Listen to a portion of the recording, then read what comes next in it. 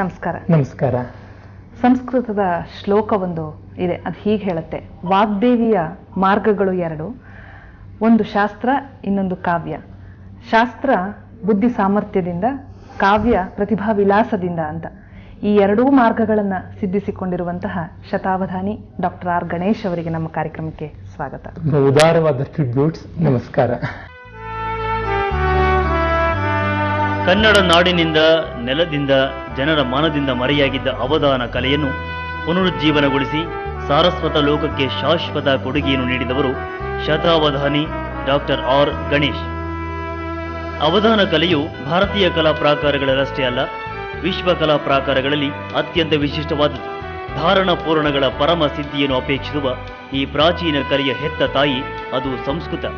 ಪ್ರತಿಭೆ, ವ್ಯುತ್ಪತ್ತಿ, ಪಾಂಡಿತ್ಯ, ಪರಿಶ್ರಮ, ರಂಜನೆ, ಬೋಧನೆಗಳ ಸಂಗಮ ಸ್ಥಾನವೆನಿಸಿದ ಈ ಕಲಾ ಪ್ರಾಕಾರವನ್ನು, ಪ್ರಾಚೀನವಾದ ಅವಧಾನ ಕಲೆಯನ್ನು ಪುನರುಜ್ಜೀವನಗೊಳಿಸಿ ಪೋಷಿಸಿ ಆ ಮೂಲಕ ಈ ಮಹಾಕಲೆಗೆ ಪೂರ್ಣತೆಯನ್ನು, ಸಾರ್ಥಕ್ಯವನ್ನು ಒದಗಿಸಿದವರು ಶತಾವಧಾನಿ ಎಂದೇ ಕೀರ್ತಿತರಾಗಿರುವಂತಹ ಡಾಕ್ಟರ್ ಆರ್ ಗಣೇಶ್. ಗಣೇಶ್ ಅವರು ಹುಟ್ಟಿದ್ದು 1962ರ ಡಿಸೆಂಬರ್ 4ರಂದು ಕೋಲಾರದಲ್ಲಿ. ತಂದೆ ಆರ್ ಶಂಕರನಾರಾಯಣ ಅಯ್ಯರ್, ತಾಯಿ ಕೆವಿ ಅಲಮೇಲಮ್ಮ. ವಿಶ್ವೇಶ್ವರಯ್ಯ ತಾಂತ್ರಿಕ ಮಹಾವಿದ್ಯಾಲಯದಿಂದ ಮೆಕ್ಯಾನಿಕಲ್ ಇಂಜಿನಿಯರಿಂಗ್ ಪದವಿಯನ್ನು, ಬೆಂಗಳೂರಿನ ಇಂಡಿಯನ್ ಇನ್ಸ್ಟಿಟ್ಯೂಟ್ ಆಫ್ ಸೈನ್ಸ್ನಿಂದ ಮೆಟೀರಿಯಲ್ ಸೈನ್ಸ್ ಮತ್ತು ಮೆಟಲರ್ಜಿಯಲ್ಲಿ ಎಂಎಸ್ಸಿ ಸ್ನಾತಕೋತ್ತರ ಪದವಿಯನ್ನು ಪಡೆದ ಗಣೇಶ್, ಮೈಸೂರು ವಿಶ್ವವಿದ್ಯಾಲಯದಿಂದ ಸಂಸ್ಕೃತ ಎಂಎ ಪದವಿಯನ್ನು ಕೂಡ ಗಳಿಸಿದ್ದಾರೆ. ಗಣೇಶ್ ಅವರು 10ನೆಯ ವಯಸ್ಸಿನಿಂದಲೇ ಸಾಹಿತ್ಯಾಸಕ್ತಿಯನ್ನು ಮೈಗೂಡಿಸಿಕೊಂಡವರು. 16ರ ಹರೆಯದಲ್ಲೇ ಛಂದೋಬದ್ಧ ಕವಿತಾ ರಚನೆಯನ್ನು ಪಳಗಿಸಿಕೊಂಡು ಆಶು ಕವಿತೆಯನ್ನು ಸಿದ್ಧಿಸಿಕೊಂಡವರು. ಇವರು 19ನೆಯ ವಯಸ್ಸಿನಲ್ಲಿದ್ದಾಗ ಆಕಸ್ಮಿಕವಾಗಿ ಸಂಸ್ಕೃತ ಅಷ್ಟಾವಧಾನವನ್ನು ನೋಡುವಂತಹ ಅವಕಾಶ ಒದಗಿ ಬಂತು.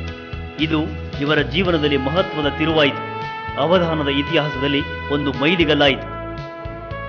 ಮರುದಿನವೇ ನವೆಂಬರ್ 9, 1981 ಮಿತ್ರಗೋಷ್ಠಿಯಲ್ಲಿ ಕನ್ನಡ ಅಷ್ಟಾವಧಾನವನ್ನು ಯಶಸ್ವಿಯಾಗಿ ನಡೆಸಿಯೇ ಬಿಟ್ಟರು. ಮುಂದೆ ಸಾರ್ವಜನಿಕವಾಗಿ ಅಷ್ಟಾವಧಾನ ಪ್ರದರ್ಶನವನ್ನು ನೀಡಿ ನಾಡಿನಾದ್ಯಂತ ಗಮನ ಸೆಳೆದರು. ಅಂದಿನಿಂದಲೂ ಗಣೇಶ್ ಅವರು ಅಷ್ಟಾವಧಾನ ನಭದಲ್ಲಿ ಪ್ರಖರವಾಗಿ ಬೆಳಗುತ್ತಿದ್ದಾರೆ.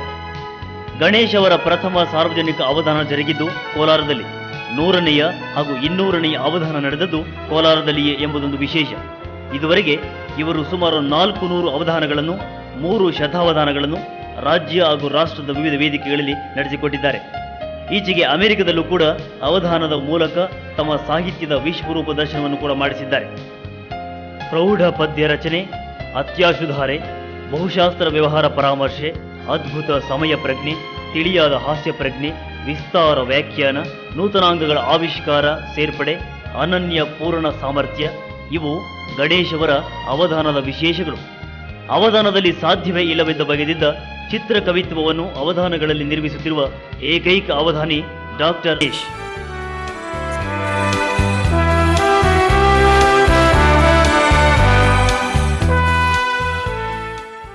ಗಂಟೆಗೆ 200 ಸಂಸ್ಕೃತ ಶ್ಲೋಕಗಳನ್ನು ರಚಿಸುವವರು, ಅಥವಾ ಕನ್ನಡದಲ್ಲಾದರೆ 150 ಕಂದ ಪದ್ಯಗಳನ್ನು ಆಶುಧಾಟಿಯಲ್ಲಿ ರಚಿಸಬಲ್ಲಂತಹ ಅದು ಉಭಯ ಭಾಷಾ ಕವಿಪುಂಗವರು ಇದ್ದಾರೆಯೇ ಅಂತ ನಾವು ಅದೇ ಒಂದು ದೊಡ್ಡ ಪ್ರಶ್ನೆ ನಮಗಾದರೆ, ಇದ್ರೂ ಕೂಡ ವಯೋವೃದ್ಧರು, ವಯಸ್ಸಿನಲ್ಲಿ ಹಿರಿಯರು ಮತ್ತು ಜ್ಞಾನವೃದ್ಧರು ಇರಬಹುದು ಅಂತ ನಾವು ಅಂದ್ಕೋಬಹುದು. ಆದರೆ ಆ ನಿರೀಕ್ಷೆಯನ್ನು ಪಟ್ಟಂತ ಸುಳ್ಳು ಮಾಡಿ, ಆ ಕಲ್ಪನೆಯನ್ನು ಸುಳ್ಳು ಮಾಡಿ, ಸ್ವ ಅಧ್ಯಾಯದಿಂದ ಸಾರಸ್ವತ ಲೋಕದ ಸಂಪತ್ತನ್ನೇ ತಮ್ಮದಾಗಿಸಿಕೊಂಡಿದ್ದೀರಲ್ಲ, ನಿಮ್ಮ ಹಿನ್ನೆಲೆ ಏನು ಅಂತ ಕೇಳುವಂತಹ ಕುತೂಹಲ. ಅಂತಂದರೆ ಶೈಕ್ಷಣಿಕ ಹಿನ್ನೆಲೆ, ಸಾಂಸ್ಕೃತಿಕ ಹಿನ್ನೆಲೆ, ತಂದೆ ತಾಯಂದಿರು ಕೌಟುಂಬಿಕ ಹಿನ್ನೆಲೆ, ಆ ಬಗ್ಗೆ ತಿಳಿದುಕೊಳ್ಬೇಕು ಅನ್ನುವಂಥ ಆಸೆ ತುಂಬ ಇದೆ. ಹೇಳ್ತೀರಾ? ಅವಶ್ಯ ಹೇಳೋಣ. ದೊಡ್ಡ ಮಾತು ಹೇಳಿಬಿಟ್ರಿ. ಶಾಸ್ತ್ರ ಕಾವ್ಯ ಎರಡೂ ಚೆನ್ನಾಗಿ ಗೊತ್ತಿರುವಂಥದ್ದು ಅಂತ. ಇರಲಿ, ಶಾಸ್ತ್ರ ಅಂದರೆ ಅದಕ್ಕೆ 2 ಆಸ್ಪೆಕ್ಟ್ ಇದೆ. ಶಾಸನಾತ್ ಶಂಸನಾತ್ ಶಾಸ್ತ್ರಂ. ಒಂದು ಹೊಸ ಕಾಣಿಕೆಯನ್ನು ಕೊಡಬೇಕು ಶಾಸ್ತ್ರ, ಮತ್ತು ಒಂದು ವ್ಯವಸ್ಥೆಯನ್ನು ಮಾಡಿಕೊಡಬೇಕು. ವಿಷನ್ ಅಂಡ್ ಓರಿಯೆಂಟೇಷನ್, ಇದು 2 ಶಾಸ್ತ್ರಕ್ಕೆ ಮುಖ್ಯ. ಬರೀ ವಿಷನ್ ಇದ್ಬಿಟ್ರೆ ವ್ಯವಸ್ಥೆ ಇಲ್ಲ, ಯಾರಿಗೂ ದಕ್ಕೋಲ್ಲ. ಬರೀ ಓರಿಯೆಂಟೇಷನ್ ಇದ್ದರೆ ಬರೀ ಬಾಹ್ಯವಾದಂತಹ ರಿಚುವಲ್ಸ್ ಬೆಳೆದು ಬಿಡುತ್ತವೆ. ಇದು 2 ಸೇರಿದಾಗ ಶಾಸ್ತ್ರ. ಬುದ್ಧಿಮಾರ್ಗದಿಂದ ಪ್ರಜ್ಞೆ ಹರಿದಾಗ ಶಾಸ್ತ್ರ, ಹೃದಯದಿಂದ ಹರಿದಾಗ ಕಾವ್ಯ. 2 ಒಂದೇ ಮೂಲ. ಅದನ್ನೇ ಭಟ್ಟತೌತನ ದೇವರ್ತ್ಮನಿ ಗಿರಾಂ ದೇವ್ಯ ಕಾವ್ಯಂಚ ಶಾಸ್ತ್ರಂಚ ಕವಿಕರ್ಮಚ ಪ್ರಜ್ಞೋಪಜ್ಞಂ ತಯೋರಾದ್ಯಂ ಪ್ರತಿಬೋದ್ಭವಂ ಅಂತಿಮಂ ಅಂತ ನೀವು ಕೊಟ್ಟ ಮಾತನಲ್ಲಿ ಬರುತ್ತೆ. ಆದರೆ ನನ್ನ ಹಿನ್ನೆಲೆ ವಿಶೇಷವಾದದ್ದೇನೂ ಇಲ್ಲ. ಹಿಂದೆ ಒಂದ್ಸರ್ತಿ ನಾನೇ ಹೇಳ್ಕೊಂಡಿದ್ದೆ, I am a product of middle class mediocre malady ಅಂತ. ಓಕೆ. ಹೀಗಾಗಿ ಸಾಮಾನ್ಯವಾಗಿ ನಮ್ಮ 20ನೇ ಶತಮಾನದ ಭಾರತದ ಮಧ್ಯಮ ವರ್ಗದ ಕುಟುಂಬದಲ್ಲಿ ಏನೆಲ್ಲ ಗುಣ ದೋಷ ಇರುತ್ತೋ ಅದಕ್ಕೆ ನಾನು ಕೂಡ ಬದ್ಧನೆ ಆಗಿ ಹಾಗೆ ಬಂದದ್ದು. ನನ್ನ ತಂದೆಯವರ ಹೆಸರು ಆರ್ ಶಂಕರ ನಾರಾಯಣ ಅಯ್ಯರ್ ಅಂತ. ಅವರೀಗ ಇಲ್ಲ, ತೀರಿಕೊಂಡು 3 ವರ್ಷ ಆಯಿತು. ನನ್ನ ತಾಯಿ ನಂದ ಅಂತ ಅವರು ಮನೆಯಲ್ಲಿ ಕರೀತಾರೆ. KV ಅಲಮೇಲಮ್ಮ ಅಂತ ಹೆಸರು. ನಮ್ಮ ಅಣ್ಣ ಶ್ರೀರಂಗ ಅಂತ ಅಡ್ವೊಕೇಟ್. ಇಷ್ಟು ನನ್ನ ಹಿನ್ನೆಲೆ. ಸಾಮಾನ್ಯವಾಗಿ ಹೇಳುವುದುಂಟು, ಏನಾದರೂ ಒಂದು ಪರ್ಟಿಕ್ಯುಲರ್ ಜಾತಿಯಲ್ಲಿ ಹುಟ್ಟಿದವರಿಗೆ ಬಹಳ ಒಳ್ಳೆ ಅನುಕೂಲತೆ ಇರುತ್ತೆ ಅಂತ. ಹಾಗೇನೂ ಇಲ್ಲ. ನಾನು ನಮ್ಮ ಜಾತಿಯ ಪರಿಭಾಷೆಯ ದೃಷ್ಟಿಯಿಂದ ಹೇಳಿದ್ರೆ ಬ್ರಾಹ್ಮಣ ಜಾತಿಯಲ್ಲಿ ಹುಟ್ಟಿದವನಾದರೂ ನನಗೆ ವಿಶೇಷವಾದಂಥ ವೇದಾಧ್ಯಯನವಾಗಲಿ ಸಂಸ್ಕೃತ ಅಧ್ಯಯನವಾಗಲಿ ಆ ರೀತಿಯಾದ ಹಿನ್ನೆಲೆ ಮನೆಯಲ್ಲೂ ಬರಲಿಲ್ಲ. ಅದು ಕೊಡಬೇಕು ಅನ್ನುವಂಥದ್ದು ಎಲ್ಲೂ ಇರಲಿಲ್ಲ. ನಮ್ಮ ಸಮಾಜದಲ್ಲಿ ಸಾಮಾನ್ಯವಾಗಿ ಓದು, ಡಾಕ್ಟರ್ ಆಗೋ, ಇಂಜಿನಿಯರ್ ಆಗೋ, ತುಂಬ ಸಂಪಾದಿಸೋ, ಒಳ್ಳೆ ದಾರಿಯಲ್ಲಿ ಸಂಪಾದಿಸಿ ಚೆನ್ನಾಗಿರೋ, ಈ ರೀತಿಯಾದಂಥ ಒಂದು ಸಾಮಾನ್ಯ ಸಿದ್ಧ ಸೂತ್ರ. ಹಾಗೆ ನಾನು ಬೆಳೆದು ಬಂದದ್ದು. ಆ ಮಧ್ಯದಲ್ಲಿಯೇ ನನಗೆ ಬಹಳ ಪರಿಣಾಮ ಬೀರಿದ್ದು ನನ್ನ ಹಿನ್ನೆಲೆ ನೆಲೆ ಅಂತ ಹೇಳೋದಿದ್ರೆ ನಮ್ಮ ತಂದೆ ಹೇಳಿದಂಥ ಮಹಾಭಾರತ ರಾಮಾಯಣದ ಕಥೆಗಳು. ಅವರು ವಿಶೇಷವಾಗಿ ರಾಮಾಯಣದ ಪ್ರಿಯರು, ರಾಮಾಯಣದ ಕಥೆ ಹೇಳ್ತಿದ್ರು. ನನಗೆ ತಂದು ಕೊಟ್ಟ ಮೊದಲನೇ ಪುಸ್ತಕ ಮಹಾಭಾರತ. ನನಗೆ ಅಕ್ಷರಾಭ್ಯಾಸ ಆದ ತಕ್ಷಣ ಕೊಟ್ಟಂತ ಪುಸ್ತಕ ಮಹಾಭಾರತ, ಸಣ್ಣ ಮಕ್ಕಳ ಪುಸ್ತಕ. ಆಮೇಲೆ ಸ್ವಲ್ಪ ಓದ್ಕೊಳ್ಳೋದಕ್ಕೆ ಆರಂಭ ಮಾಡಿದ ಮೇಲೆ ಮಿಡ್ಲ್ ಸ್ಕೂಲಿಗೆ ಬಂದ ತಕ್ಷಣ ಕೊಟ್ಟಿದ್ದು ಕುಮಾರವ್ಯಾಸ ಭಾರತ. ಅದೇ ಸಂದರ್ಭದಲ್ಲಿಯೇ ಚಲನಚಿತ್ರಗಳು, ವಿಶೇಷವಾಗಿ ತೆಲುಗು ಚಲನಚಿತ್ರ, ಬಹಳ ಚಿತ್ರಗಳನ್ನ ನೋಡ್ತಾ ಇದ್ರಿ ನೀವು. ಸಾವಿರಾರು ಸಿನಿಮಾಗಳು ನೋಡಿದ್ದೀನಿ. ಇದು ಆಶ್ಚರ್ಯ ಅನ್ಸುತ್ತೆ. ಸಂಸ್ಕೃತ ಸಾಹಿತ್ಯ, ಕನ್ನಡ ಸಾಹಿತ್ಯ, ಆಂಗ್ಲ ಸಾಹಿತ್ಯ ಯಾವುದನ್ನೇ ತಕೊಂಡ್ರು ಅಷ್ಟೊಂದು ಓದಿಕೊಂಡಿರುವಂತಹ ಗಣೇಶ್ ಅವರ ಆರಂಭದ ದಿನಗಳು ಚಲನಚಿತ್ರಗಳ ಒಂದು ವಿಶೇಷ ಅಪೇಕ್ಷೆ ಅವರಲ್ಲಿ ಇತ್ತು ಅನ್ನುವಂಥದ್ದು. ಆರಂಭದ ದಿನ ಅಂತಲೂ ಏನಿಲ್ಲ, ಈಗಲೂ ನೋಡ್ತಾ ಇರ್ತೀನಿ. ನಿನ್ನೆ ಟಿವಿಯಲ್ಲಿ ಸೂಪರ್ ಮ್ಯಾನ್ ಹಾಕಿದ್ರು ಅಂದ್ರೆ ಅದಕ್ಕಾಗಿ ಸಮಯ ಮಾಡಿಕೊಂಡು ಫೋನ್ ಅನ್ನು ತೆಗೆದಿಟ್ಟು ನೋಡಿದೆ, ಮತ್ತೆ ನೋಡಬೇಕು. ಹೀಗೆ ಸಾಮಾಜಿಕವಾಗಿ ಸಾಮಾನ್ಯ ನಮಗೇನು ಪರಿಸರದಲ್ಲಿ ಸಿಗುತ್ತೆ ಅದನ್ನೇ ತೆಗೆದುಕೊಂಡು ನಾನು ಬದುಕಿದ್ದು, ಬೆಳೆದಿದ್ದು. ಮುಖ್ಯವಾಗಿ ರಾಮಾಯಣ, ಮಹಾಭಾರತ, ಮತ್ತೆ ನಮ್ಮ ಸಂಸ್ಕೃತಿಯ ಸ್ಪಂದನ ಅಂತ ಹೇಳ್ತಾರಲ್ಲ, ನನಗನ್ಸೋದು ಅಧ್ಯಯನಕ್ಕಿಂತ ಫೀಲ್ ಫಾರ್ ಕಲ್ಚರ್, ಸಂಸ್ಕೃತಿಗೆ ಸಂವೇದನೆ ಬಹಳ ಮುಖ್ಯ ಅಂತ. ಹಾಗೆ ನೋಡಿದಾಗ ಎಲ್ಲಿಯೂ ಕಾಣಿಸುತ್ತೆ, ಯಾವ ಕಡೆಯಲ್ಲೂ ಇರುತ್ತೆ. ಆ ರೀತಿ ನಾನು ಬೆಳೆದದ್ದು. ಅದಕ್ಕೆ ತಕ್ಕಂತೆ ಒಂದು ಮಟ್ಟಿಗೆ ಶಾಲೆಯಲ್ಲಿ ನಮ್ಮ ಅಧ್ಯಾಪಕ ವರ್ಗ ಅವರು ಪ್ರೀತಿಯಿಂದ ತಮಗೆ ಗೊತ್ತಿದ್ದಷ್ಟನ್ನು ಹೇಳ್ತಾ ಇದ್ರು. ಆಮೇಲೆ ನಮ್ಮ ತಾಯಿ ತುಂಬಾ ಪ್ರೇರಣೆ ಕೊಟ್ಟವರು. ನಿಜವಾಗಿ ನಿಮ್ಮ ತಾಯಿಯವರನ್ನ ನೋಡಿದಾಗ ಈ ವಯಸ್ಸಿನಲ್ಲೂ ಅವರಲ್ಲಿರುವಂತಹ ಉತ್ಸಾಹ, ಆ ನೆನಪುಗಳು, ನೆನಪಿನ ಶಕ್ತಿ, ಕರಾರುವಕ್ಕಾಗಿ ಇಂಥ ದಿನ ನನ್ನ ಮಗ ಸ್ಕೂಲಿಗೆ ಫ್ಯಾನ್ಸಿ ಡ್ರೆಸ್ ಹಾಕೊಂಡು ಹೋಗಿದ್ದ ಅಂತ ಹೇಳುವ ರೀತಿ ಏನಿದೆಯಲ್ಲ, ಅದನ್ನ ನೋಡಿದಾಗ ಅನ್ಸುತ್ತೆ ಆಕೆಯ ಪ್ರೇರಣೆ ಮತ್ತು ಉತ್ಸಾಹ ತುಂಬಾ ಇತ್ತು ನಿಮ್ಮ ಬದುಕಿನಲ್ಲಿ. ನನ್ನ ತಾಯಿ ನನ್ನ ಪಾಲಿಗೆ ನಿಜವಾಗಿ ದೈವ. ನಾನು ಯಾವತ್ತೂ ಕೂಡ ನಮ್ಮ ತಾಯಿಯ ಸ್ಮರಣೆ ಇಲ್ಲದೆ ನಾನು ಯಾವ ಕೆಲಸ ಮಾಡೋದಿಲ್ಲ. ಕಾರಣ ಏನಂದರೆ, ಇವತ್ತುವರೆಗೆ ವಯಸ್ಸಾಗಿರಬಹುದು, ಮರೆವು ಬಂದಿರಬಹುದು, ಸ್ವಲ್ಪ ಅಸ್ತವ್ಯಸ್ತತೆ ಬಂದಿರಬಹುದು, ಆದರೆ ಅವರು ನನ್ನ ಬದುಕಿನ ಮುಖ್ಯವಾದ ಘಟ್ಟಗಳಲ್ಲಿ ತಗೊಂಡ ನಿರ್ಣಯಗಳು, ಕೊಡ್ತಾ ಇದ್ದ ಪ್ರೇರಣೆ. ಅಡುಗೆ ಮಾಡ್ತಾ ಇದ್ದಾಗ ನನಗೆ ಡ್ರಾಮಾ ಆಗಿರ್ಬೋದು, ಚರ್ಚಾ ಸ್ಪರ್ಧೆ ಆಗಿರ್ಬೋದು, ಯಾವುದಕ್ಕೂ ರಿಹರ್ಸಲ್ ಮಾಡಿಸ್ತಿದ್ರು. ತಮಗೆ ಕಲಿಯೋಕ್ಕಾಗದೇ ಇದ್ದದ್ದನ್ನು ನಾನು ಕಲಿಬೇಕು, ತಾವು ಸಾಧಿಸದೇ ಇದ್ದನ್ನು ನಾನು ಸಾಧಿಸಬೇಕು ಅಂತ. ಪ್ರಾಯಶಃ ಭಾರತೀಯ ಮಹಿಳೆಯ ಸಾರ್ಥಕ್ಯ ಅನ್ನೋದು ಅಲ್ಲಿ ಕಾಣಿಸುತ್ತೆ. ಅದು ನನ್ನ ಮುಖ್ಯ ಹಿನ್ನೆಲೆ. ಇದು ಹಿನ್ನೆಲೆ. ಆದರೆ ನೀವು ಏನೆಲ್ಲ ವಿಷಯಗಳಲ್ಲಿ ಆಸಕ್ತಿಯನ್ನು ಹೊಂದಿದ್ದೀರಿ ಅನ್ನೋದು ಮತ್ತು ಅಧ್ಯಯನವನ್ನು ಮಾಡಿದ್ದೀರಿ ಅನ್ನೋದನ್ನ ಹಾಗೆ ಹೇಳೋದಕ್ಕೆ ಸಾಧ್ಯ ಇಲ್ಲ. ಹಾಗಾಗಿ ನಾನು ಬರೆದುಕೊಂಡಿದ್ದೀನಿ. ಮೆಕ್ಯಾನಿಕಲ್ ಇಂಜಿನಿಯರಿಂಗಲ್ಲಿ ಪದವಿ ನಂತರ ತಾವು ಮೆಟೀರಿಯಲ್ ಸೈನ್ಸ್ ಮತ್ತು ಮೆಟಲರ್ಜಿಯಲ್ಲಿ MSc ಮಾಡಿದ್ರಿ. ಅದಾದ ನಂತರ ಸಂಸ್ಕೃತ ಸಾಹಿತ್ಯದಲ್ಲಿ MA. ಇಷ್ಟನ್ನು ಹೇಳಬಲ್ಲೆ ನಾನು. ಮುಂದಿನದನ್ನು ಓದ್ತಾ ಇದ್ದೀನಿ. ಕಾವ್ಯ ಮೀಮಾಂಸೆ, ಛಂದಸ್ಸು, ಭಾಷಾ ಮೀಮಾಂಸೆ, ದರ್ಶನಶಾಸ್ತ್ರ, ಧರ್ಮಶಾಸ್ತ್ರ, ಕಲಾಮೀಮಾಂಸೆ, ಇತಿಹಾಸ, ಸಸ್ಯಶಾಸ್ತ್ರ, ಭೌತ ರಸಾಯನಶಾಸ್ತ್ರ, ಸಮಾಜಶಾಸ್ತ್ರ, ಪರಮಾನಸಶಾಸ್ತ್ರ, ಲೋಹಶಾಸ್ತ್ರ, ಯಂತ್ರಶಾಸ್ತ್ರ, ಭಾರತೀಯ ಶಾಸ್ತ್ರ, ಪುರಾಣ ಜಿಜ್ಞಾಸೆಗಳಲ್ಲಿ ಆಸಕ್ತಿ. ಇಷ್ಟು ವಿಷಯಗಳಲ್ಲಿ ಈ ಪ್ರಮಾಣದ ಅಧ್ಯಯನ ಅದು ಹೇಗೆ ಸಾಧ್ಯ ಆಯಿತು ಅನ್ನೋದು ಒಂದು ಪ್ರಶ್ನೆ. ಆದರೆ ಇಂತಹುದೇ ವಿಷಯದ ಆಯ್ಕೆಯನ್ನು ಮಾಡ್ಕೊಳ್ಳೋದಕ್ಕೆ ಕಾರಣ ಏನು? ಎರಡನೇ ಪ್ರಶ್ನೆ, ಈ ಅಗಾಧವಾದ ನೆನಪಿನ ಶಕ್ತಿ ಇದೆಯಲ್ಲ, ಅದು ಬಹಳ ಮುಖ್ಯವಾದದ್ದು. ಅಂದರೆ ರಿಟೆನ್ಷನ್ ಆ್ಯಂಡ್ ರಿಕಾಲ್, ಅದು ಹೇಗೆ ಸಾಧ್ಯ ಆಯಿತು? ಅದು ಅಧ್ಯಯನದ ಫಲವೇ, ಅಭ್ಯಾಸದ ಪರಿಶ್ರಮವೇ, ಅಥವಾ ನಿಮ್ಮಲ್ಲಿ ವಿಶೇಷವಾದ ಒಂದು ಸಾಮರ್ಥ್ಯ ಇದೆ, IQ ಇದೆ ಅಂತ ನೀವು ಗುರುತಿಸಿಕೊಂಡಿದ್ದೀರಾ?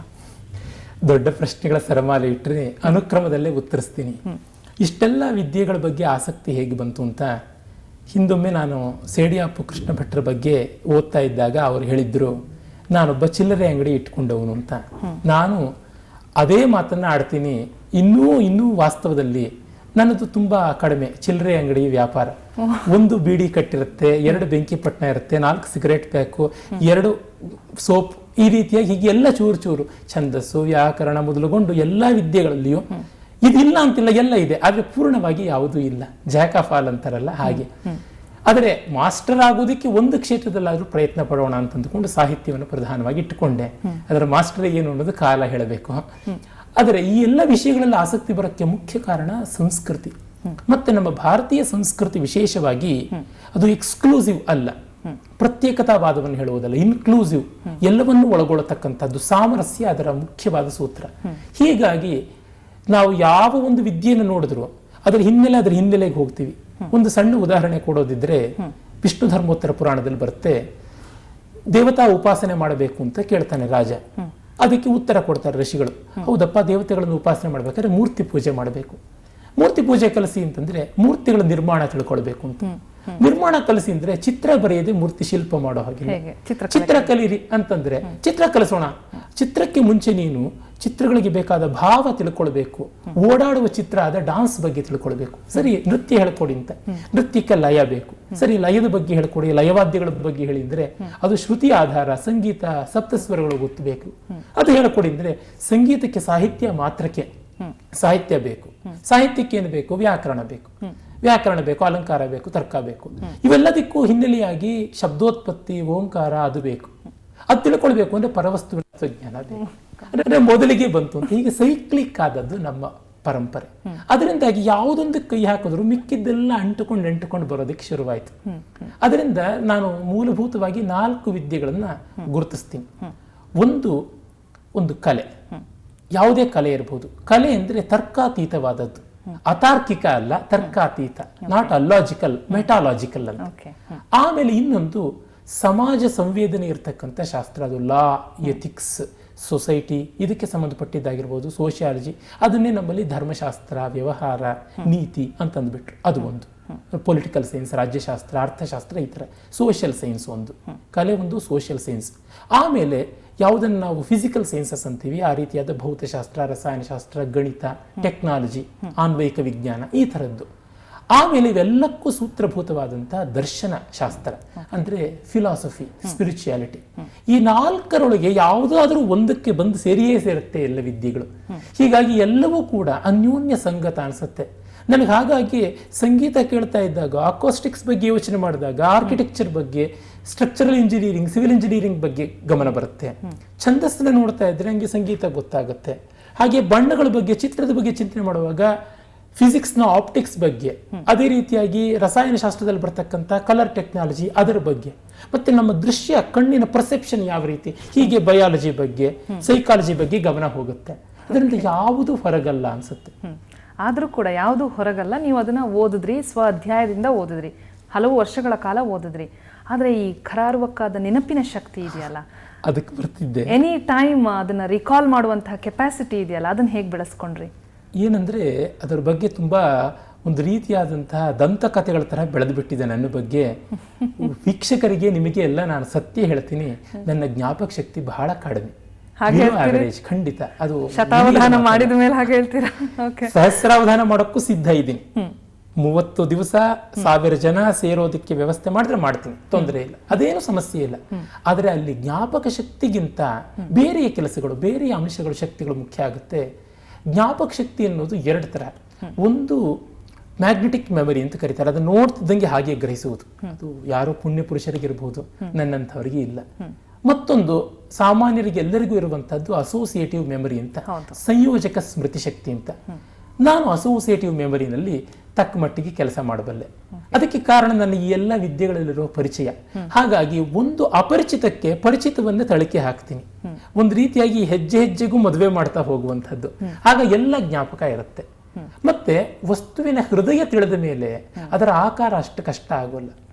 ತತ್ವವನ್ನ ಹೃದಯದಲ್ಲಿ ಸ್ಪಷ್ಟ ಮಾಡಿಕೊಂಡು ಬಿಟ್ಟ ಮೇಲೆ ಅದರ ರೂಪ ಅಷ್ಟು ತೊಂದರೆ ಆಗೋಲ್ಲ. ರೂಪ ಸ್ವರೂಪ ಅಂತ 2 ಉಂಟು. ಸ್ಟ್ರಕ್ಚರ್ ಈಸ್ ರೂಪ, ಸಬ್ಸ್ಟೆನ್ಸ್ ಈಸ್ ಸ್ವರೂಪ.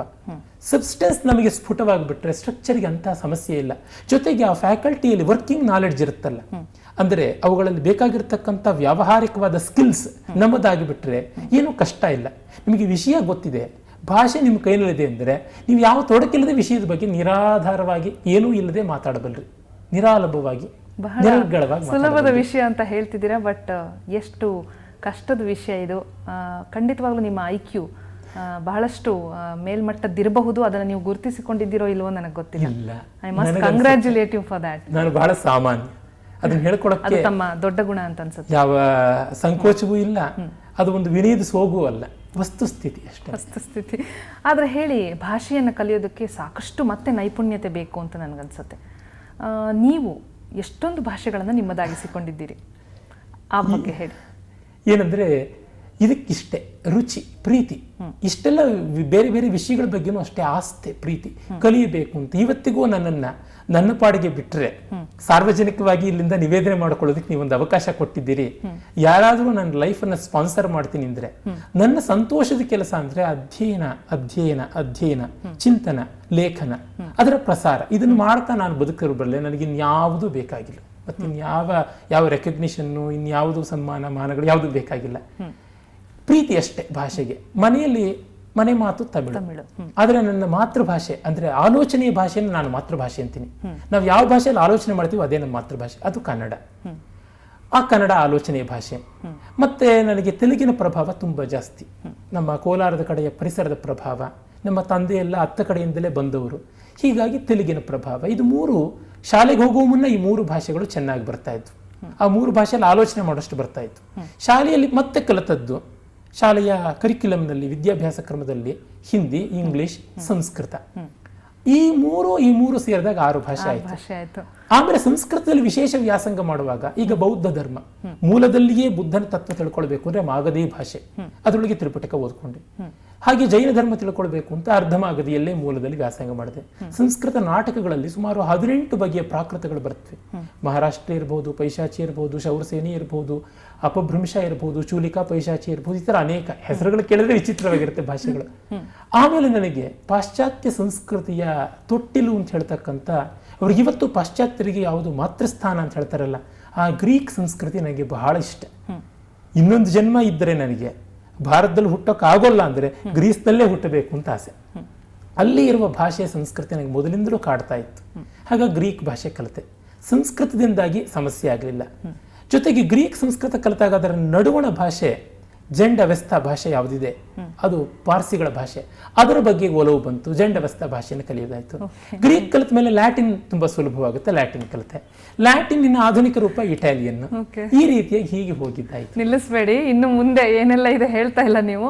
ಒಟ್ಟಾರೆಯಾಗಿ ಸುಮಾರು 1 ಡಜನ್ಗಿಂತಲೂ ಹೆಚ್ಚು ಭಾಷೆ ಬಲ್ಲವರು. 18 ಭಾಷೆಗಳನ್ನ ಅಂದ್ರೆ ಈ 18 ಭಾಷೆಗಳನ್ನ ನೀವು ಮಾತನಾಡಬಲ್ಲಿರಿ, ಆ ಭಾಷೆಗಳಲ್ಲಿ ಯೋಚಿಸಬಲ್ಲಿರಿ, ಆ ಭಾಷೆಯ ಮಹಾಕಾವ್ಯಗಳೇನಿದ್ವೋ ಅದನ್ನ ಓದಬಲ್ಲಿರಿ. ಲಿಟ್ರೇಚರ್ ಓದ್ಕೊಂಡಿದ್ದೀನಿ.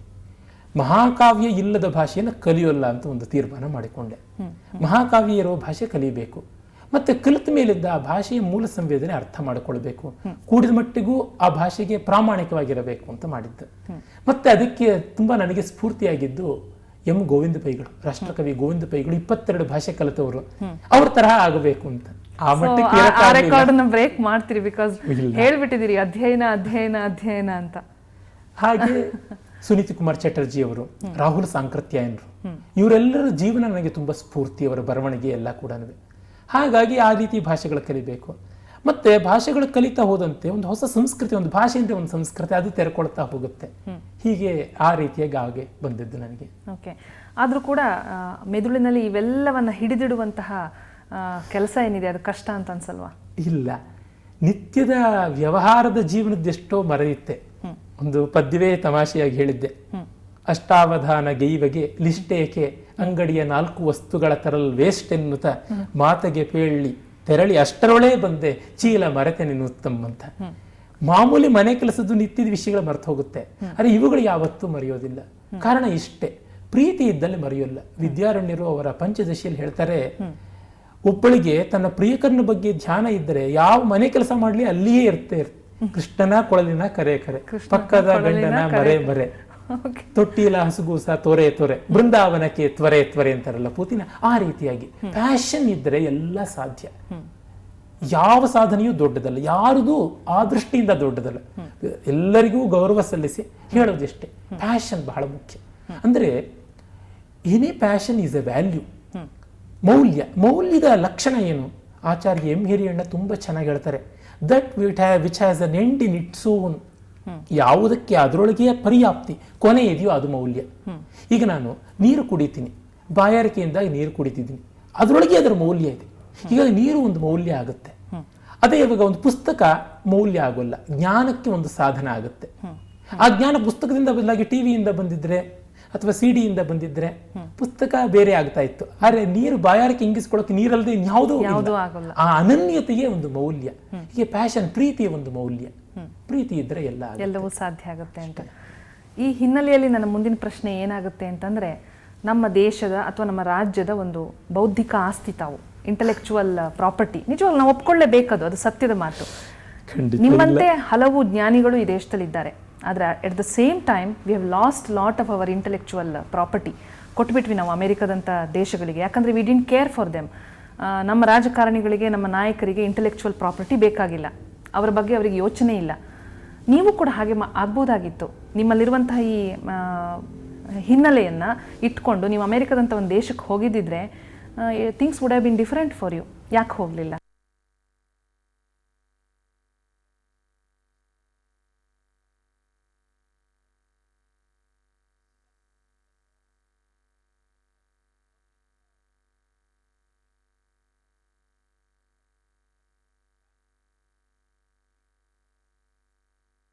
ಎಲ್ಲೂ ಬಾಳಕ್ ಬರೋಲ್ಲ. ಇನ್ನೊಂದೇನೆಂದ್ರೆ, ನನಗೆ ತುಂಬಾ ವೇಗದ ಜೀವನ ಆಗೋಲ್ಲ. Biological speed and material speed ಅಂತ ಎರಡು ಉಂಟು. ಹೊರಗಿನ ಸ್ಪೀಡ್ ಒಂದು ವೇಗ, ಒಳಗಿನ ವೇಗ. ಒಳಗಿನ ವೇಗ ಹೊರಗಿನ ವೇಗ ಒಂದು ಹದದಲ್ಲಿದ್ದರೆ ಜೀವನ ನಡೆಯುತ್ತೆ. ಹೊರಗಿನ ವೇಗ ತುಂಬಾ ಜಾಸ್ತಿ ಆದರೆ ಆಗೋಲ್ಲ. ಮತ್ತೆ ಇನ್ನೊಂದೇನೆಂದ್ರೆ, ತುಂಬಾ ಜನ ಹೇಳೋದುಂಟು, ಅಲ್ಲಿ ನಮ್ಮ ಸಂಸ್ಕೃತಿ ಪ್ರಚಾರ ಮಾಡಿ, ಅಲ್ಲಿವರೆಗೆ ಹೇಳಿ ಅಂತ ತುಂಬಾ ಜನ ಹೇಳ್ತಾರೆ. ಮತ್ತೆ ತಾವೆಲ್ಲ ಮಾಡಿದ್ದೀವಿ ಅಂತ ಹೇಳ್ತಾರೆ. ನಾನು ಬಹಳ ಬ್ಲಂಟ್ ಆಗಿ ಹೇಳ್ತೀನಿ, ನಮ್ಮವ್ರಿಗೆ ಹೇಳಿದ್ರೆ ಸಾಕು. ಅವರಿಗೆ ಅಷ್ಟು ಬೇಕಿದ್ರೆ ಅವ್ರು ಬಂದು ಕಲಿತಾರೆ, ಏನು ಸಮಸ್ಯೆ ಇಲ್ಲ. ಮೊದಲು ನಮ್ಮನೆ ಶುಭ್ರ ಮಾಡ್ಕೊಳ್ಳೋಣ. ಮತ್ತೆ ಅದರೊಳಗೂ ಈಗ ದೆಹಲಿಗೆ ಹೋಗಿ ಹೇಳಬಾರ್ದೆ, ಮುಂಬೈಗೆ ಹೋಗಿ ಹೇಳಬಾರ್ದೆ, ನನಗೆ ಅದು ಇಷ್ಟ ಇಲ್ಲ. ಇಷ್ಟ ಇಲ್ಲ ಅಂದ್ರೆ ಬೇಡ ಅಂತಲ್ಲ. ನಮ್ಮ ದಕ್ಷಿಣ ಕನ್ನಡ, ನಮ್ಮ ಉತ್ತರ ಕನ್ನಡ, ನಮ್ಮ ಕೋಲಾರ, ನಮ್ಮ ಮೈಸೂರು, ಇನ್ನೂ ಕುಗ್ರಾಮಗಳು, ಅಲ್ಲಿ ನನಗೆ ಹೆಚ್ಚಿನ ಸುಖ ಸಿಗುತ್ತೆ ಅನ್ಸುತ್ತೆ. ಅದು ಸಾಕು, ನಮ್ಮ ಬದುಕಿಗೆ ಆ ಹರಹ ಸಾಕು ಅಂತ ಅನ್ಸುತ್ತೆ. ತುಂಬಾ ಅಗಲ ಆದ್ರೆ ಆಳ ತಾನಾಗಿ ಕಡಿಮೆ ಆಗ್ಬಿಡುತ್ತೆ. ಈಗಾಗಲೇ ನಾನು ಜಾಸ್ತಿ ಅಗಲ ಆಗ್ಬಿಟ್ಟಿದ್ದೀನಿ, ಅಪಾಯ ತುಂಬಾ ಜಾಸ್ತಿ ಇದೆ. ಆಮೇಲೆ ಈ ನಮ್ಮದಾದ ಸಂಸ್ಕೃತಿಯ ಸೌಭಾಗ್ಯವನ್ನ ಇಲ್ಲಿದ್ದು ಅನುಭವಿಸಬಹುದು. ಒಂದನ್ನು ನಾನು ಹೇಳ್ತೀನಿ, ಯಾರು ಎಷ್ಟೇ ಅದನ್ನು ವಿರೋಧಿಸಲಿ, ಸಾಕ್ಷ್ಯಾಧಾರಗಳಿಂದ ತೋರಿಸಬಲ್ಲೆ. ಇವತ್ತು ಯಾವ ಎಕ್ಸ್ಪೋರ್ಟ್ ಕ್ವಾಲಿಟಿ ಕಲೆಯಾಗಲಿ, ಸಂಸ್ಕೃತಿಯಾಗಲಿ, ಅಧ್ಯಾತ್ಮ ಆಗಲಿ ಇದೆ, ಅದು ಸ್ಥಳೀಯವಾದಂಥ ಯಾವುದೇ ಆ ಒಂದು ಕೌಂಟರ್ ಪಾರ್ಟ್ಸ್ಗಿಂತ ತುಂಬ ಕಳಪೆ. ಮತ್ತೆ ಅಲ್ಲಿ ವಿದೇಶಗಳಲ್ಲಿ ನಮ್ಮ ಸಂಸ್ಕೃತಿ ಬಗ್ಗೆ ಸಾಧನೆ ಮಾಡಿದವರು ಯಾರು ಕೂಡ ಇಲ್ಲಿ ಸಾಧನೆ ಮಾಡಿದವ್ರಿಗಿಂತ ಮಿಗಿಲಾಗಿ ಇಲ್ಲ. ಸಹಜ, ಅದು ನ್ಯಾಚುರಲ್, ಅದು ತಪ್ಪು ಅಂತ ಹೇಳ್ತಿಲ್ಲ. ಹಾಗಾಗಿ ಇಲ್ಲೇ ಇದು ಮಾಡಬಹುದು. ಆದರೆ ಅವಕಾಶ ಬಂದಾಗ ಹೋಗಿ ಒಂದು ಕೆಲವು ಕಾಲ ಇದ್ದು ಬರುವಂತೆ ಆದರೆ ನಿಜವಾಗ್ಲೂ ಅರ್ಥ ಇದ್ದಲ್ಲಿ ಮಾಡಬಹುದು ಅಂತ ಹೇಳ್ತೀರಿ. ವಿರೋಧವಿಲ್ಲ, ವ್ಯಾಮೋಹ ಬೇಡ ಅಷ್ಟೇ. ಕಾವ್ಯದ ವಿಷಯ ಬಂದಾಗ ಸುಮಾರು 25,000ಕ್ಕೂ ಹೆಚ್ಚು ಕವಿತೆಗಳನ್ನು ಯಾಕೆ ಹೇಳ್ತಾ ಇದ್ದೀನಿ ಅಂದ್ರೆ, ಕವಿತೆ ಅಂದ್ರೆ ಅದರೊಳಗೆ ರಸ ಇದ್ದೇ ಇರಬೇಕು. ಗದ್ಯವೂ ಕವಿತೆ ಆಗಬಹುದು, ಆದರೆ ಪದ್ಯ ಛಂದೋಬದ್ಧವಾಗಿ, ವ್ಯಾಕರಣಬದ್ಧವಾಗಿ, ಸ್ಟ್ರಕ್ಚರಲ್ ಆಗಿದ್ರೆ ಸಾಕು. ಪದ್ಯದಲ್ಲಿ ರಸ ಇರಬೇಕು ಅಂತಿಲ್ಲ, ಕವಿತೆಯಲ್ಲಿ ಇರಲೇಬೇಕು. 25,000ಕ್ಕೂ ಹೆಚ್ಚು ಪದ್ಯಗಳನ್ನು ರಚಿಸಿದ್ದೀರಿ. ಆದರೆ ಈ ಪದ್ಯಗಳ ರಚನೆಯ ಆದಿ ಹೇಗೆ ಆರಂಭ ಆಯಿತು? ಬರವಣಿಗೆಯ ಸ್ಫೂರ್ತಿ ಎಲ್ಲಿಂದ ಬಂತು? ಆಶು ಕವಿತೆಯಿಂದ ಆರಂಭ ಮಾಡಿದ್ರೆ ಹೇಗಾಯ್ತು ಅಂತ? ತುಂಬಾ ಒಳ್ಳೆ ಪ್ರಶ್ನೆ ಕೇಳಿದ್ರಿ. ನಾನು ತುಂಬಾ ನಿರೀಕ್ಷೆ ಮಾಡುವ ಪ್ರಶ್ನೆ ಇದು. ಪ್ರತಿಯೊಬ್ಬರಿಗೂ ಏನೋ ಒಂದು ಆಸೆ ಇರುತ್ತೆ. ನನಗಿರುವ ಒಂದು ಆಸೆ, ನಾನು ಬೇರೆ ಏನೆಲ್ಲಾದಿಗೆ ಗುರುತಿಸಲ್ಪಡೋದಕ್ಕಿಂತ ಒಬ್ಬ ಕವಿಯಾಗಿ ಗುರುತಿಸಲ್ಪಟ್ರೆ ನನಗೆ ಹೆಚ್ಚು ಸಂತೋಷ ಅಂತ. ಈಗ ಆ ಮೋಹವು ಕಳಚ್ಕೋತಾ ಇದ್ದೀನಿ. ಆದರೆ ಅದು ಯಾಕೆ ಅನಿಸ್ತಾ ಇತ್ತು, ಕವಿಯಾಗಿ ಗುರುತಿಸಿಕೊಳ್ಳಬೇಕು ನಾನು ಅಂತ ಯಾಕೆ ಅನಿಸ್ತಾ ಇತ್ತು ನಿಮ್ಗೆ? ಯಾವ ವಯಸ್ಸಿನಲ್ಲಿ ಅನಿಸ್ತಾ ಇತ್ತು? ಬಾಲ್ಯದಿಂದ ಸುಮಾರು ನನ್ನ 7ನೇ ವಯಸ್ಸಿನಿಂದ ನನಗೆ ಕವಿ ಅಂತ ಅನಿಸ್ಕೊಳ್ಬೇಕು ಅಂತ ಹೇಳ್ಬಿಟ್ಟು ಒಂದು ರೀತಿಯಾದ ಫ್ಯಾನ್ಸಿ ಕವಿತ್ವದ ಬಗ್ಗೆ ಇತ್ತು. ಮತ್ತೆ ಇನ್ನೊಂದೇನಂದ್ರೆ, ಮಿಕ್ಕ ಎಲ್ಲ ಕಲೆಗಳಿಗಿಂತ ಬೇರೆ ಎಲ್ಲ ಕಲೆಗಳಿಗೂ ಒಂದಷ್ಟು ಮಣ್ಣು ಹೊತ್ತಿದ್ದೀನಿ. ಹಾಗಾಗಿ ಒಂದು ಮಟ್ಟದ ಆತ್ಮವಿಶ್ವಾಸದಿಂದ ಹೇಳಬಲ್ಲೆ, ಕಾವ್ಯ ಕಲೆ ಸಮಗ್ರವಾದದ್ದು, ಸಂಗೀತ ತುಂಬಾ ತೀವ್ರ ಉತ್ಕಟ, ನಾಟ್ಯ, ರಂಗಕಲೆ, ಸಿನಿಮಾ ಇವೆಲ್ಲ ತುಂಬಾ ಪರಿಣಾಮಕಾರಿ. ಆದರೆ ಈ ಸಾಹಿತ್ಯ ಕಲೆ ಇದೆಯಲ್ಲ, ವಿಶೇಷವಾಗಿ ಕಾವ್ಯ ಪರಿಪೂರ್ಣ, ಸಮಗ್ರ ಮತ್ತು ಅತ್ಯಂತ ಸಂಕೀರ್ಣ. ಅದಕ್ಕೆ ಅದರದೇ ಆದಂಥ ಬೇಕಾದಷ್ಟು ಕಾರಣ ಇದೆ, ಇರಲಿ. ಹೀಗಾಗಿ ಆ ಸಮಗ್ರ ಸಂಕೀರ್ಣ ಸೌಂದರ್ಯ ಯಾವುದಿದೆ, ಒಂದು ಸಮುದಾಯದ ವಾಣಿ. ಈಗ ನಾನು ಸಂಗೀತದ ಅನುಭವವನ್ನು ನಿಮಗೆ ತಂದು ಕೊಡಬೇಕು ಅಂದರೆ ನಾನು ಹಾಡಿಯೇ ತೋರಿಸ್ಬೇಕು, ಇಲ್ಲ ಕ್ಯಾಸೆಟ್ ಪ್ಲೇ ಮಾಡಬೇಕು. ಡಾನ್ಸ್ ಅಂದರೆ ಮಾಡಿಯೇ ತೋರಿಸ್ಬೇಕು, ಇಲ್ಲ ಕ್ಯಾಸೆಟ್ ಪ್ಲೇ ಮಾಡಬೇಕು. ಆದರೆ ಒಂದು ಕವಿತೆ ಆದರೆ ಅದರ ತಾತ್ಪರ್ಯವನ್ನು ನಿಮಗೆ ಸುಮ್ಮನೆ ಹೇಳಿದ್ರು ಸಾಕು, ಕವಿನೇ ಬೇಕು ಅಂತಿಲ್ಲ, ಪುಸ್ತಕವೇ ಬೇಕು ಅಂತಿಲ್ಲ. ಕಮ್ಯುನಿಕೇಶನ್ ತುಂಬ ಅನುಕೂಲ. ಇದನ್ನು ನಾನು ಆಮೇಲೆ ಯೋಚನೆ ಮಾಡಿದ್ದು. ಕವಿತ್ವಕ್ಕೆ ಒಂದು ವಿಶೇಷವಾದ ಮಾಂತ್ರಿಕ ಆಕರ್ಷಣೆ ಇದೆ. ಯಾಕೆ? ಭಾಷೆಯೇ ಅದರ ಅಭಿವ್ಯಕ್ತಿ. ಭಾಷೆ ಒಂದು ಅತ್ಯಂತ ಅದ್ಭುತ ಸಾಧನ. ಭಾಷೆ ಅಪೌರುಷೇಯ, ಪೌರುಷೇಯವಲ್ಲ, ಅಪೌರುಷೇಯ. ಅದು ಮನುಷ್ಯನಿಗೆ ಸಿಕ್ಕಿದ ದೊಡ್ಡ ವರ. ಹಾಗಾಗಿಯೇ ನಾನು ಭರ್ತೃಹರಿ ಮಾತನ್ನು ತುಂಬ ಮೆಚ್ಚುತ್ತೀನಿ. ನಸೋಸ್ತಿ ಪ್ರತ್ಯಯೋ ಲೋಕೆ ಯಶಬ್ದಾನುಗಮಾದೃತೆ ಅನುಮಿದ್ಧಂ ವಿವಜ್ಞಾನಂ ಸರ್ವಂ ಶಬ್ದೇನ ಭಾಸತೆ. ಪರಿಪೂರ್ಣವಾದ ಭಾಷೆಗೆ ಪರಿಪೂರ್ಣವಾಗಿ ಅಭಿವ್ಯಕ್ತಿಯನ್ನ ಒಬ್ಬ ಸಮರ್ಥ ಪ್ರತಿಭಾನ್ವಿತ ಕೊಡೋದಕ್ಕೆ ಸಾಧ್ಯ ಇದೆ ಅಂತ. ಶಬ್ದ ಹೇಳಕ್ಕೆ ಆಗದೇ ಇರುವಂತಹದ್ದು ಜಗತ್ತಿನಲ್ಲಿ ಇಲ್ಲ ಅಂತ ಭರ್ತೃಹರಿ ಮಾತು. ಅದಿಲ್ಲದೆ ಇದ್ರೆ ಜಗತ್ತು ಕತ್ತಲಾಗ್ತಾ ಇತ್ತು ಅಂತ ದಂಡಿ ಹೇಳ್ತಾನೆ. ಹಾಗಾಗಿ ಕಾವ್ಯ ತುಂಬಾ ದೊಡ್ಡದು ಅಂತ. ನಾನು ಶುರು ಮಾಡಿದ್ದು 7-8ನೇ ವಯಸ್ಸಿನಿಂದಲೇ ಪದ್ಯ ಅಂತ ಬರೆಯಕ್ಕೆ ಶುರು ಮಾಡಿದೆ. ಛಂದಸ್ಸೆಲ್ಲ ಗೊತ್ತಿರೋಕ್ಕೆ ಮುಂಚೆನೆ ಶುರು ಮಾಡಿದೆ. ಆಮೇಲೆ ಛಂದಸ್ಸಿನ ಬಗ್ಗೆ ತಿಳುವಳಿಕೆ ಬಂತು, ಅದರ ಬಗ್ಗೆ ಒಂದು ಗೀಳು ಬಂತು. ಛಂದಸ್ಸು ಕಾವ್ಯಕ್ಕೆ ಅನಿವಾರ್ಯ ಅಲ್ಲ, ಆದರೆ ಅತ್ಯಂತ ಅಪೇಕ್ಷಿತ. ಮತ್ತೆ ಕಾವ್ಯದ ಎಕ್ಸ್ಪ್ರೆಷನ್ ನಲ್ಲಿ ಒಂದು ಬ್ಯೂಟಿ ಇರಬೇಕು, ಇಂಪ್ರೆಷನ್ ನಲ್ಲಿ ಒಂದು ಬ್ಯೂಟಿ ಇರಬೇಕು. ಆ ಎಕ್ಸ್ಪ್ರೆಷನ್ ಅನ್ನು ನಾವು ವಕ್ರೋಕ್ತಿ ಅಂತೀವಿ, ಇಂಪ್ರೆಷನ್ ಅನ್ನ ರಸ ಅಂತೀವಿ. ಆ ರಸದ ರೆಕಗ್ನಿಷನ್, ರಸದ ಗುರುತಿಸುವಿಕೆ, ಅಭಿಜ್ಞಾನವನ್ನ ಧ್ವನಿ ಅಂತೀವಿ. ಆ ಧ್ವನಿ ನಮಗೆ ಒಪ್ಪಿಗೆ ಆದಾಗ ಔಚಿತ್ಯ ಅಂತ ಅನಿಸ್ಕೊಳ್ಳುತ್ತೆ. ಆ ಔಚಿತ್ಯದ ಮೂಲಕ ರಸಕ್ಕೆ ಹೋಗ್ತೀವಿ. ರಸ ಆನಂದ, ಇವೆಲ್ಲ ಕಾವ್ಯದ ತತ್ವಗಳು. ಹಾಗೆ ನಾನು ಮೊದಲು ಶುರು ಮಾಡಿದ್ದು ಪದ್ಯಗಳನ್ನ ಎಲ್ಲ ನಾನೇ ಸ್ವಯಮಾಚಾರ್ಯ. ನಾನು ಎಷ್ಟೋ ವಿದ್ಯೆಗಳಿಗೆ ಗುರುವವರು ಪುಸ್ತಕಗಳು. ನಾನು ಸ್ವಯಮಾಚಾರ್ಯ ಪಂಥದವನು. ಹಾಗಾಗಿ ಸ್ವಯಮಾಚಾರ್ಯದವ್ರಿಗಿರುವಂತ 2 ದೊಡ್ಡ ಲೋಪಗಳು ಏನದು, ದೋಷ, ಸಿಕ್ಕಾಪಟ್ಟೆ ಆತ್ಮವಿಶ್ವಾಸ ಇರುತ್ತೆ, ಮತ್ತೆ ಸಿಕ್ಕಾಪಟ್ಟೆ ಅವರು ತಮ್ಮ ಅಧ್ಯಯನಗಳಲ್ಲಿ ಬಿರುಕುಗಳು ಇರುತ್ತೆ, ಏನೇನೋ ಜಂಪ್ ಮಾಡಿರ್ತಾರೆ. ಆದರೆ ಒಂದು ಅನುಕೂಲತೆ ಏನಂದ್ರೆ ಅವರ ವ್ಯಾಸಂಗ ತುಂಬಾ ಸ್ವೋಪಜ್ಞ, ಒರಿಜಿನಲ್ ಆಗಿರೋ ಕಾರಣವಾಗಿ ಹೊಸ ಹೊಳಹುಗಳು ಇರುತ್ತೆ. ಹಾಗೆ ನಾನು ಪದ್ಯವನ್ನು ಸ್ವಯಮಾಚಾರ್ಯ ಪದ್ಧತಿಯಲ್ಲಿ ಶುರು ಮಾಡಿದೆ. ಹೆಚ್ಚು ಮಟ್ಟಿಗೆ ಹೈಸ್ಕೂಲ್ ಅಂದ್ರೆ PUCಗೆ ಬರೋಷ್ಟೊತ್ತಿಗೆ ಧಾರಾಳವಾಗಿ ಪದ್ಯ ರಚನೆ ಬಂದಿತ್ತು. ಅಭ್ಯಾಸ, ನಿರಂತರವಾದ ಅಭ್ಯಾಸ, ಆಲೋಚನೆ, ಆಲೋಚಿಸಿ ಅಭ್ಯಾಸ ಮಾಡಿ ಸ್ಫೂರ್ತಿಯನ್ನ ನಾವು ಉತ್ತೇಜನ ಮಾಡ್ಕೊಳ್ಬಹುದು ಅಂತ ನನ್ನ ಅನುಭವ. ಸ್ಫೂರ್ತಿಗೆ ಅಂತ ಆಕಾಶ ನೋಡ್ತಾ ಕಾಯಬೇಕಾಗಿಲ್ಲ.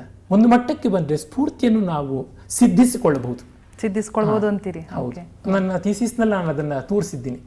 ಏನಂತಂದ್ರೆ ಅಲೌಕಿಕತೆ ಇದೆ, ಆದ್ರೆ ಒಬ್ಬ ಮೆಡಿಟೇಟಿವ್ ಮೂಡ್ಗೆ ತಾನು ನೆನೆದಾಗ ಹೋಗಬಲ್ಲ. ನಾವು ಟ್ಯೂನ್ ಮಾಡ್ಕೊಳಕ್ಕಾದ್ರೆ ಆಯ್ತು, ಹೋಗಿದ್ದು. ಅದರಿಂದ ನಾನು ಕನ್ನಡದಲ್ಲಿ, ಸಂಸ್ಕೃತದಲ್ಲಿ ಶುರು ಮಾಡಿದೆ. ತಪ್ಪು ಹೆಜ್ಜೆಗಳು ಹಾಕ್ತಲೇ ಬರವಣಿಗೆ ಮಾಡಿದೆ. 25,000ಕ್ಕೂ ಹೆಚ್ಚು ಪದ್ಯಗಳು ಬರೆದೆ. ಅದರೊಳಗೆ ಹಲವು 10,000 ಕವಿತೆಗಳು ಇವೆ. ಏನಂದ್ರೆ ಲೋಕಕ್ಕೆ ನಾನು ಅವಧಾನಿಯಾಗಿ, ವಿದ್ವಾಂಸ ಅಂತಲೋ ಭಾಷಣಕಾರನಾಗಿ ಒಂದು ವಿಸ್ಮಯವಾಗಿ ಪರಿಚಯವಾಗಿದ್ದೇನೆ ಹೆಚ್ಚಾಗಿ, ಹೊರತು ನಿಮ್ಮ ಈ ಎಲ್ಲ ರಸದ ಸೌಂದರ್ಯದ ದೃಷ್ಟಿಯಿಂದ ಪರಿಚಿತವಾಗಿಲ್ಲ.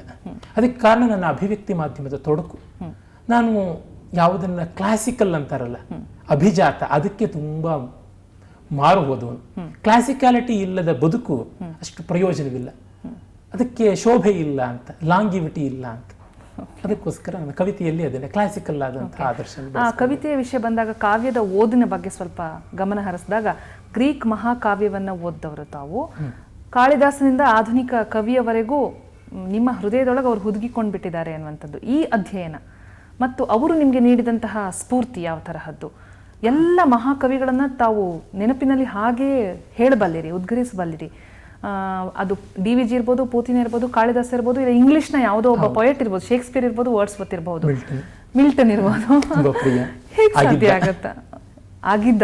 ಈಗ ಶೇಕ್ಸ್ಪಿಯರ್ಗೆ ಹೆಚ್ಚು ಒಲವು ಬಂದುಬಿಟ್ಟಿದೆ. ಓಕೆ.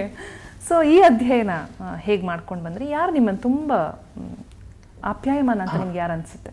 ನನಗೆ ಭಾರತೀಯ ಪರಂಪರೆಯ ಮಹಾಕಾವ್ಯಗಳು ಅಂದ್ರೆ ರಾಮಾಯಣ, ಮಹಾಭಾರತ ಮತ್ತು ವ್ಯಾಸ, ವಾಲ್ಮೀಕಿ, ಕಾಳಿದಾಸ, ಇವರು ಮೂವರನ್ನ ನಾನು ಋಷಿ ಕವಿಗಳು ಅಂತ ಭಾವಿಸಿದ್ದೀನಿ. ಈ ಮೂವರ ಬಳಿಕ 4ನೆಯ ಮತ್ತೊಬ್ಬ ಋಷಿ ಕವಿ ನಾನೆರಿತಂತೆ ಈವರೆಗೂ ಭಾರತೀಯ ಭಾಷೆಗಳಲ್ಲಿ ಹುಟ್ಟಿಲ್ಲ.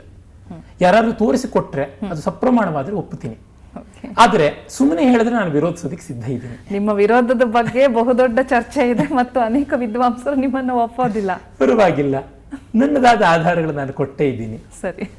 ಏನಂದ್ರೆ ಈ ಮೂವರು ಮಹಾಕವಿಗಳು ನನ್ನನ್ನು ತುಂಬಾ ಪ್ರಭಾವಿಸಿದವರು. ವ್ಯಾಸರ ಸಮಗ್ರ ದರ್ಶನ, ಸಂಕೀರ್ಣತೆ, ವಾಲ್ಮೀಕಿಯ ಆದರ್ಶ, ಆರ್ದ್ರತೆ ವ್ಯಾಸರಲ್ಲಿ ಇದೆ, ಇಲ್ಲ ಅಂತಿಲ್ಲ.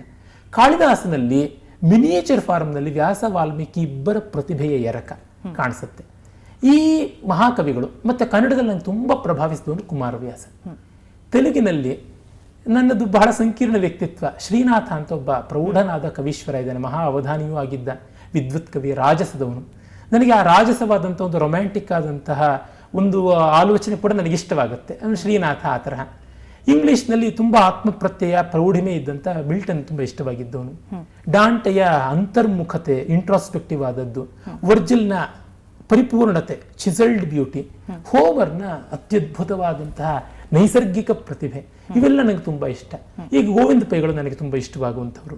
ಡಿ ವಿ ಜಿಯವರನ್ನ ನಾನು ಆಧುನಿಕ ಕನ್ನಡದ ಋಷಿ ಅಂತಲೇ ಗೌರವಿಸ್ತೀನಿ.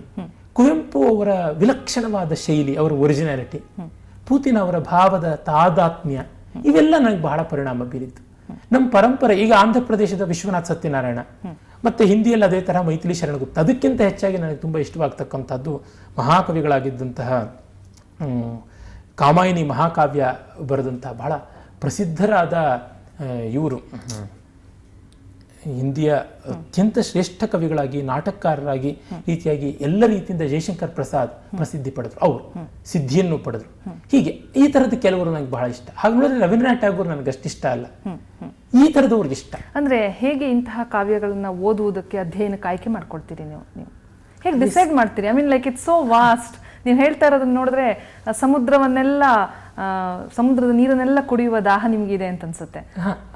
ಏನಂದ್ರೆ ಊಟ ಮಾಡುವಾಗಲೂ ಓದ್ತಿರ್ತೀನಿ, ಬಸ್ಸಲ್ಲಿ ಹೋಗುವಾಗಲೂ ವಿದ್ಯಾರ್ಥಿಯಲ್ಲಿ ಹಿಂಗೆ ಒಂದು ಓದ್ತಾ ಇರೋದು. ನಿಮ್ಮಮ್ಮ ಹೇಳಿದ್ರು ಯಾವಾಗ ಡ್ಯಾಶ್ ಹೊಡಿತಾನೋ ನಂಗೆ ಗೊತ್ತಿಲ್ಲ, ಯಾವಾಗ ಬಿದ್ಬಿಡ್ತಾನೋ ನಂಗೆ ಗೊತ್ತಿಲ್ಲ. ಲೈಬ್ರರಿಯಿಂದ ಬರುವಾಗಲೂ ಓದ್ತಾ ಬರೋದು, ಈ ರೀತಿಯಾಗಿ ಓದುವುದು. ಅದು ಮಾತ್ರವಲ್ಲ, ನಾನು ಅದೇ ಹೇಳಿದ್ನಲ್ಲ, ಫೀಲ್ ಫಾರ್ ಲಿಟ್ರೇಚರ್ ಅಂತ. ಆ ಕವಿಗಳ ಮನೋಧರ್ಮ, ಜಾಡು ಗೊತ್ತಾದ ಮೇಲೆ ನಮಗೆ ನಿರರ್ಗಳವಾಗಿ ಓದ್ಕೊಂಡು ಹೋಗೋದಕ್ಕಾಗುತ್ತೆ. ಮತ್ತು ಪ್ರೀತಿ ಇದ್ರೆ ಸಮಯ ಆಗುತ್ತೆ. ಆಮೇಲೆ ಒಂದು ರಿಸ್ಕ್ ಇರುತ್ತೆ, ಕೆಲವೊಮ್ಮೆ ಫ್ಲಾಪ್ ಆಗ್ಬೋದು, ರಿಸ್ಕ್ ತಗೊಳ್ಬೇಕಾಗತ್ತೆ.